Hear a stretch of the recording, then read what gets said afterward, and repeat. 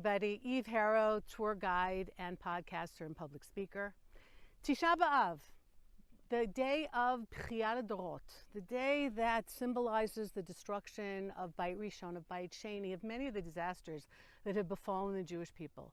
But why? Why the 9th of Av? I'm standing here in a vineyard in the Eshkol region, south of Hebron. Let's go back. We're in the Midbar as a people after Mamad Har Sinai. And Moshe Rabbeinu sends people to scout the land. Lator et haaretz, mentioned 12 times in Parashat Shlach Lecha. When Moses sent them to scout the land of Canaan, he said to them, go up there into the Negev and into the hill country. Right now we're in the hill country. Are the people who dwell in it strong or weak, few or many? Is the country in which they dwell good or bad? Are the towns they live in open or fortified, the soil rich or poor, wooded or not? And take pains to bring back some of the fruit of the land. Now it happened to be the season of the first ripe grapes, which tells us that it's summer, because in Israel this is the season of the grapes. And Tu B'Av was even the festival, the wine harvest. Now these happen to be very small grapes because A, we're a little early in the season, and B, these are going to be turned into wine. But the scouts go out and they scout out the land and they go everywhere, and they reached Wadi Eshkol, somewhere in this region. And there they cut down a branch with a single cluster of grapes. It had to be borne on a carrying frame by two of them, and some pomegranates and figs, which also, incidentally, are what grow in Eretz Yisrael in the summertime. And then at the end of 40 days, they return from scouting the land. And what do? They give a bad report on the land.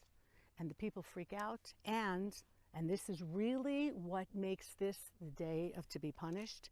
And they want to go back to Mitzrayim. Our wives and children will be carried off. It would be better for us to go back to Egypt, which means, of course, erasing Matan Torah, erasing Mamad Har Sinai. And that's really why this generation is doomed to die in the desert. Not only did they not have enough faith, but they wanted to undo everything that had happened in the Midbar. Now, we all live on a very fine line when it comes to the word Yir'ah. Yir'ah can be translated two different ways.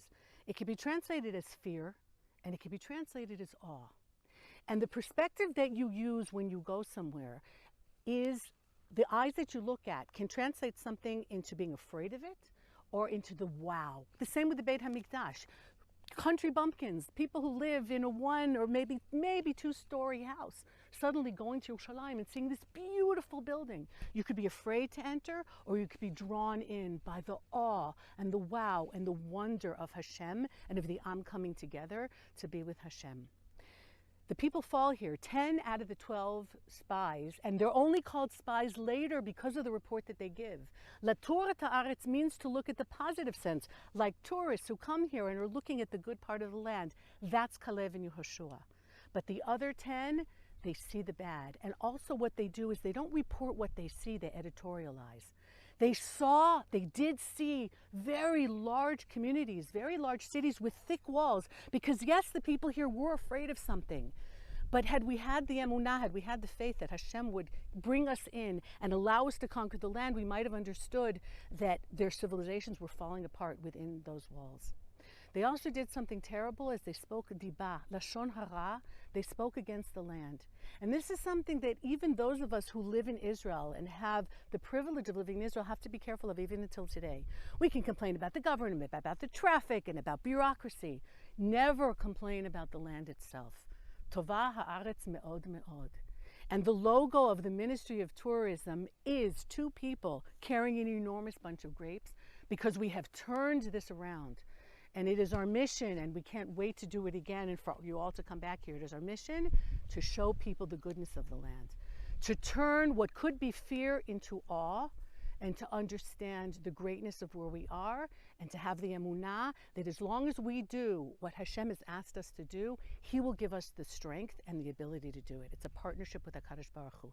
The fact that they did not do that is the reason that Tisha B'Av became a terrible day for all of us until today. So hoping that very, very soon Tisha B'Av will be a day of joy and a day of gladness, and not the fast day and not the day where we grieve for so many things that befell our people on this date and for this reason. Thank you so much, Eve, for showing us the location where the spies traveled. We can see with our own eyes the place where they were and really understand their sin. But it's very important that we not view the sin of the spies as something which happened in the past. We have commentaries which say outright that we are continuing this sin even in modern times. Just as an example, Rav Yaakov Emden, in the introduction to his Sidur that he calls Sulam Beit El, he says the following words: "Listen to me, my brothers, who are living in the lands that are not ours, on impure lands. Remember this. Remember God, and Jerusalem should enter your hearts. And don't think to remain in the diaspora, God forbid.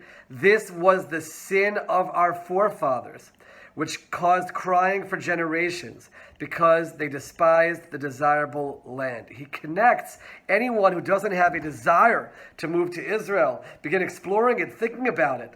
He relates that back to the sin of the spies. Moving to more modern times, Rav Kook writes in the Sefer Eretz Chayfetz, he says that we do not rectify the sin of the spies who slandered the land. He said, we're not doing that, and therefore measure for measure we must tell and proclaim across the entire world its splendor and its magnificence, its holiness and its glory. Rav Kook says we have a responsibility not just about moving to Israel, but about how we talk about the land of Israel. We must fight with all our strength against any hatred of our holy land, which has begun to affect some of us. And he connects that to the sin of the spies. So it's a desire to live in Israel, it's the willingness to defend Israel, and not to buy into all the slander about Israel, which we certainly experience in our time as well. And then finally, Rav Techtal in Imam Banes Mecha, he says the same idea.